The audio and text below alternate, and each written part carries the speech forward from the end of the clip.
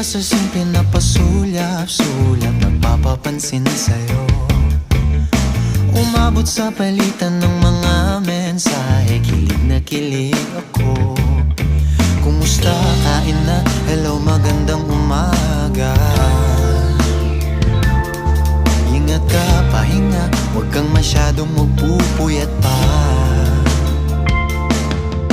Naramdaman ng puso na dahan-dahan akong nahuhulog sa'yo.